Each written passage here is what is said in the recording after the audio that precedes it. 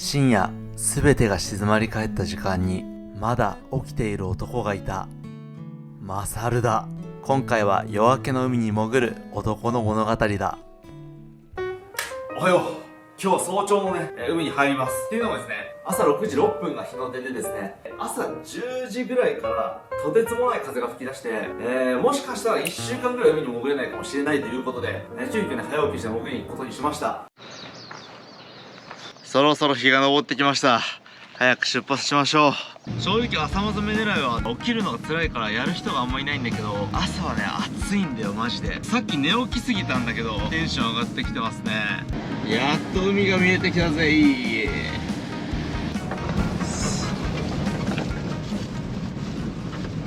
木のトンネルをくぐり抜けた先には綺麗な海岸が広がっていました。今日はここで魚釣りをしていきます。海峡のコンディションはもう抜群だね。これはテンション上がるわ。ちなみにかなり流れが速くて非常に危険なポイントなんで、流されないように注意しながら行ってまいろうと思います。しゃあ行ってくるぜ。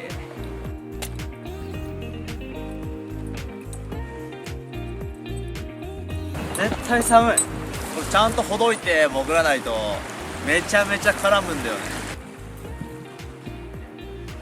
そして水中銃とセッティング。おれーい。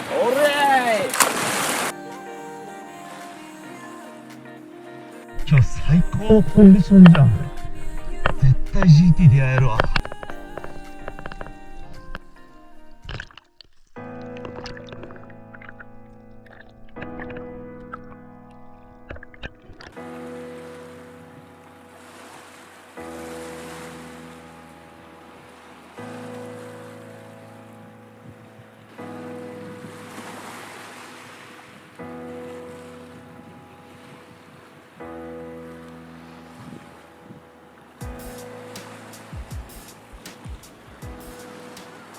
めっちゃ景色ええな。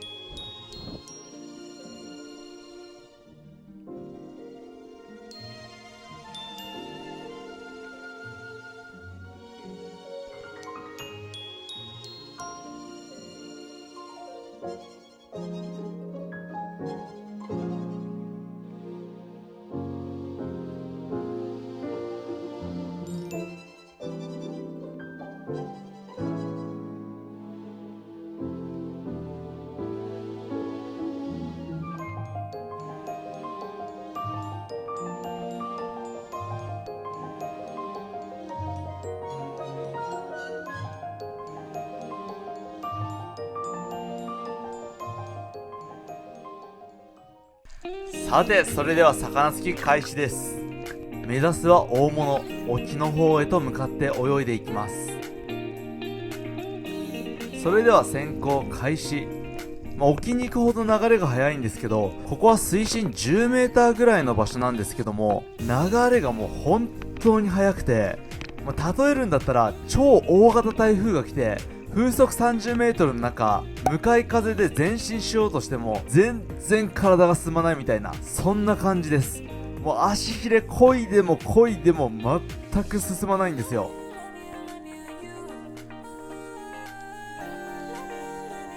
それゆえですね、普段はもっと魚がたくさん表面に出てきてるんですけども、岩の中にね、みんな入っちゃってますね。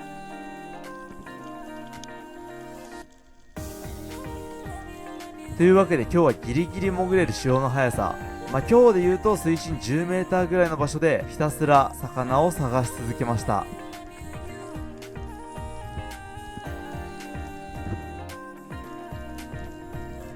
潜行開始。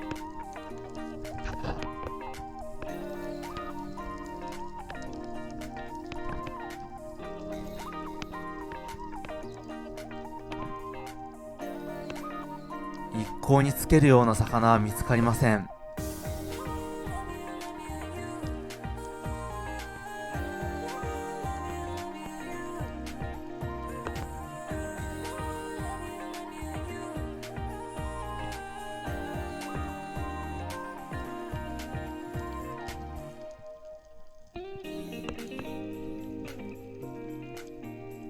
魚たちどこに行ったんだ。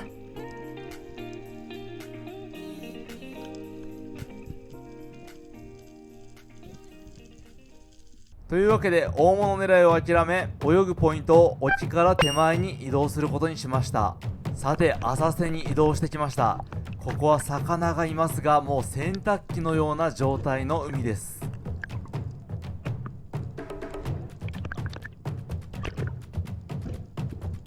激しい波は魚たちの泳力をもってしても叶いません。しかし我々には両腕があります。左手で海底の岩をがっつりと掴めば体を固定して魚を突くことができます。ちなみに1000回に1回ぐらいの強い波が来ると普通に腕折れます。さてこっからはじっくりと近寄っていきます。狙う魚は真ん中の青い魚、ヒット。こういう1キロぐらいの魚は結構簡単にね取ることができます。これのでかいやつを取りたい。ちょこちょこ画面にインしてる青いやつらです。魚はでかいほど警戒心が強いので絶妙に水中銃が当たらない距離を取ってきます。ムカつく。ヒ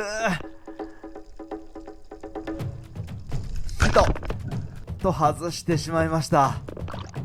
とりあえず悔しいのでひたすら追いかけることにしました。深場に追い込むことができれば私の勝ちです。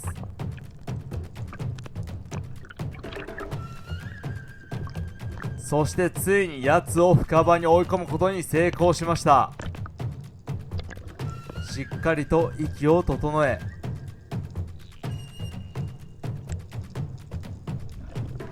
潜行開始。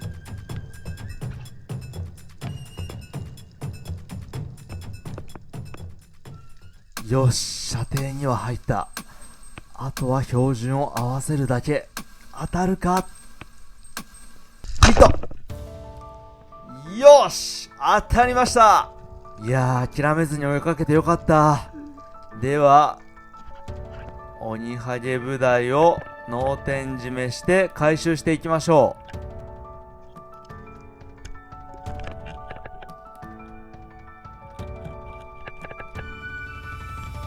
そして血抜きですね。血が黒いのはですね、海底に赤い光が届かないからです。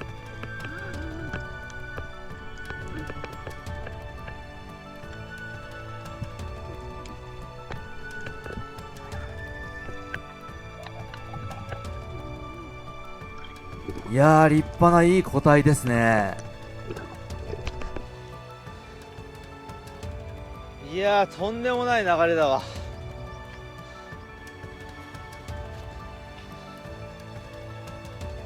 ただ一応魚はねつけましたね。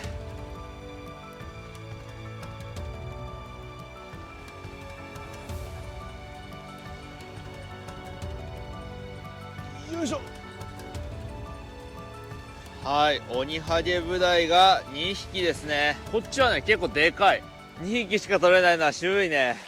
いやー、9時から荒れるとは言っておりましたが、見事に荒れてますね。こっから見るとね、ちょっとした白波じゃんって思うけど、実際にあそこに行くとね、もうほんとね、えぐいからね。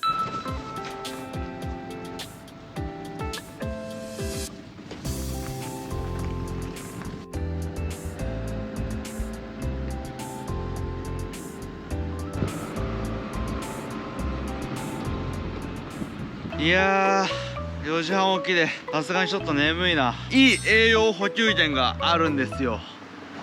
こちらクワの実ですね。クワの実が生えております。よいしょ。初めて食べるクワの実。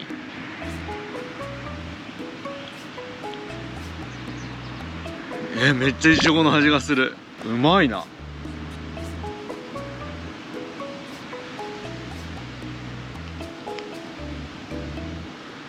クワの実という確証がないので2つだけにします。めちゃめちゃうまいじゃん、クワの実。はい、ということでこっから魚さばいていきたいところではありますが、ちょっとごめんみんな、睡眠時間が今3時間ぐらいで疲れて眠いんだ。というわけでしばらく休息することにしました。休憩が終わったところでいざ海岸へ出発。はい、というわけで休憩してきました。で、今はですね、沖永良部島の南部にある沖泊公園って場所にね、向かってます。バーベキュー施設だったりとか、キャンプ施設があって、島でね、例えば釣り来た人とか、おすすめですね。街灯とかあんまないんでね、ちょっと、怖いかもしれないけど。そんな、やわな男は、このチャンネル、見てねえよな。はい、ということでね、サンセットでも見ながら、魚を食っていこうと思います。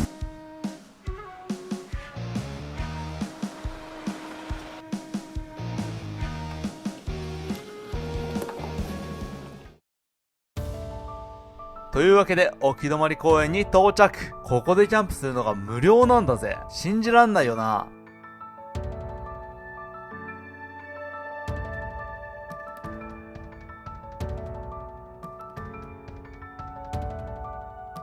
土管町で、めちゃめちゃ綺麗なタイドプール見れると思うんで、みんな見に行こ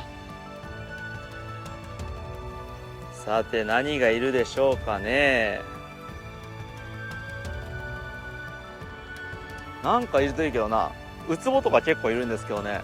ここぐらいまで来ると可愛い魚たちがいっぱいいますね。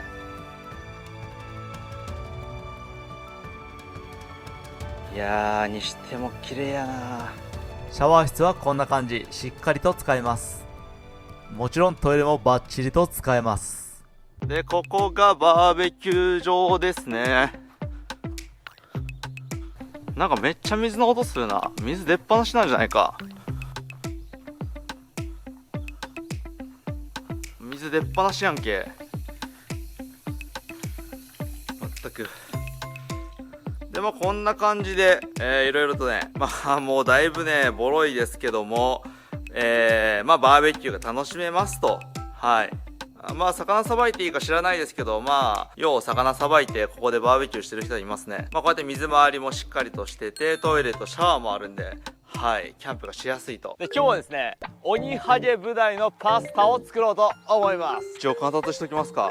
こちらね、鬼ハゲブダイなんですけども、でかいやつはね、さばくの大変なんで、小さいやつを持ってきました。1.5 キロぐらいかな。でも名前すごいひどいよね。こういうさ、サンゴとかを噛み砕いて食べる魚をですね、総称してブダイって言うんですけども、ブダイって、いろんな説があるんですけども、醜悪の醜にタイって書いて、ブサイクな魚っていうもともと名前の由来があるんですね。で、さらにね、これにハゲブダイっていうのがいるんだよね。ブスハゲ。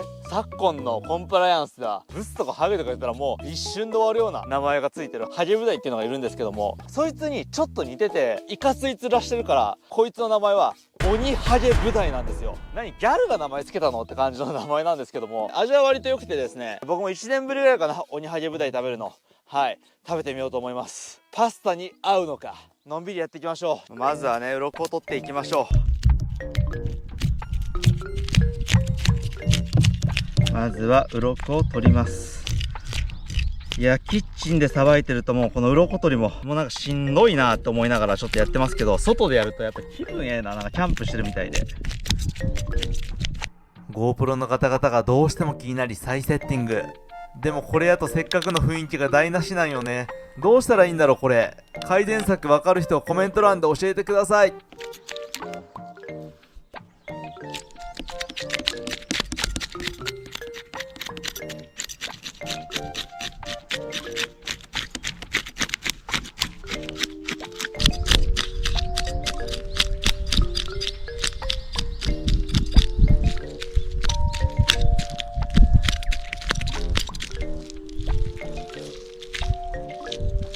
基本的にね、海に物を捨てるのは不法投棄になるんですけども、僕はそうだな、ある程度グラデーションがあってもいいと思ってて、例えばマグロの漁とか行った時にマグロの内臓って結構熱いんで、すぐにマグロの内臓を取り出してそのまま海の中にドーンって捨てるんですよね。でもただ普通にね、そうやって例えばね、その生ゴミ持って帰って参拝で、燃やして二酸化炭素と灰にするだけなのであれば、魚の餌になった方が絶対にいいよなっていう風には思うんですけど、こういうね海岸って綺麗にしてくれてる人がいるからこそ今綺麗なんでね、こういう海岸をね汚すのはね本当に良くないと思いますね。僕はそういう線引きしてますね。人が綺麗にしてる場所、そして公共の場所を汚すのは良くないなって思ってます。じゃあちょっと洗ってこようかな。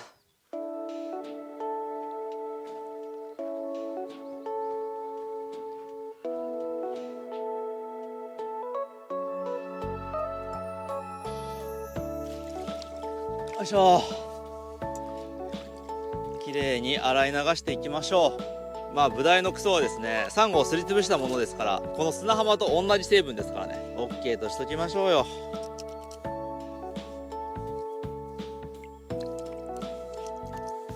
はい、では綺麗になりましたんで三枚おろししていきましょう。これほんま贅沢な遊びよな。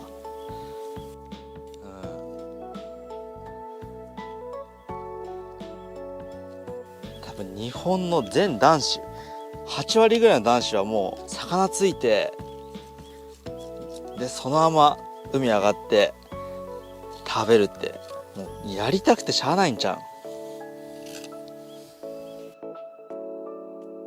はい、反対側。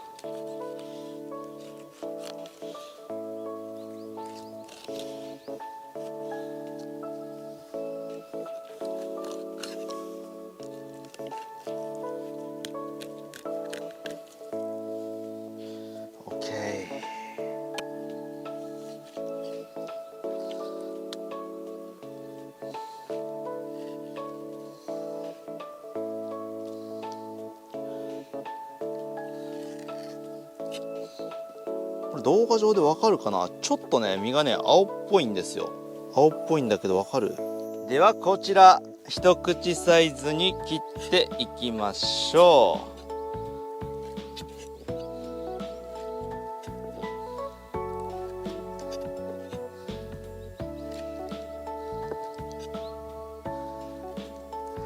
う。うわ腹減ったな。はい、そしたら今回はねシンプルなペペロンチーノに魚が入ったような料理ですね。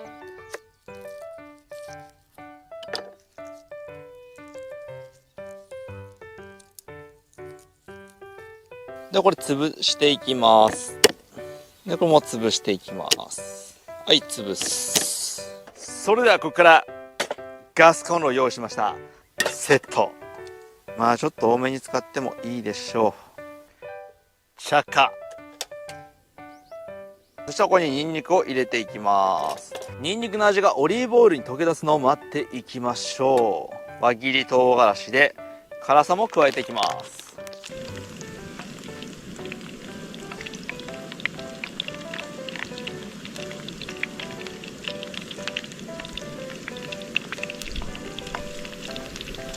はい、そうしましたら、さてでは結構香りが移ってきたところで鬼ハゲ。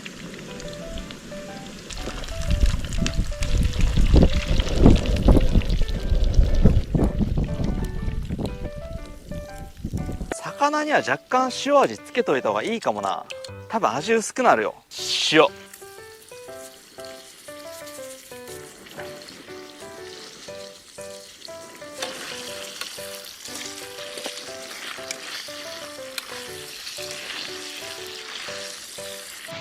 最高の香りがする。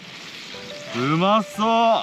これは絶対に美味しい。いや最高にうまそうなソースが完成しました。あとはパスタ茹でて入れていきましょう。じゃあ塩を入れていきます。さてようやく沸いてきたということでパスタを入れていきます。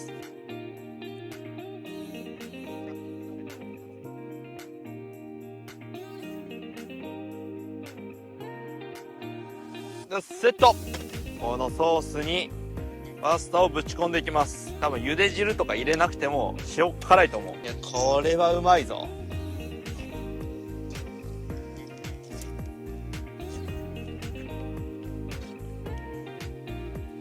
ブダイの身はホロホロになっちゃいますね。やっぱ柔らかいんで。よし、すごい。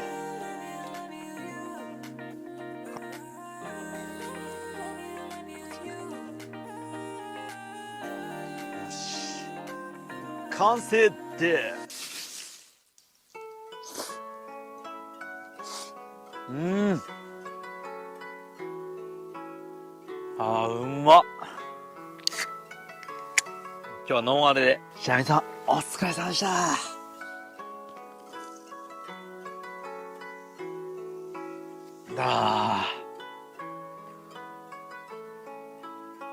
自分でついた魚はいつでもうまいな。箸で食うなってみんな思ってんのかな。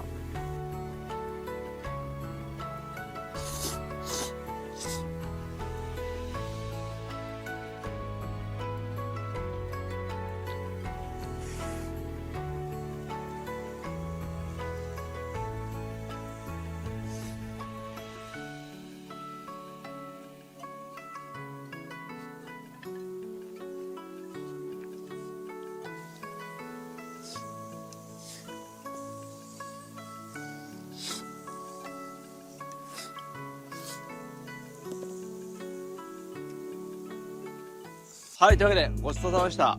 で、今ね、4月中旬でですね、そんなに沖永良部島のその観光ハイシーズンってわけでもないのに、キャンプしてる人がいたんで、せっかくこんだけうまい飯できたんで、キャンプしてる人にお裾分けしに行こうかな。で、まあちょっとなんか面白い話が聞けたら最高ですよね。ちょっと失礼します。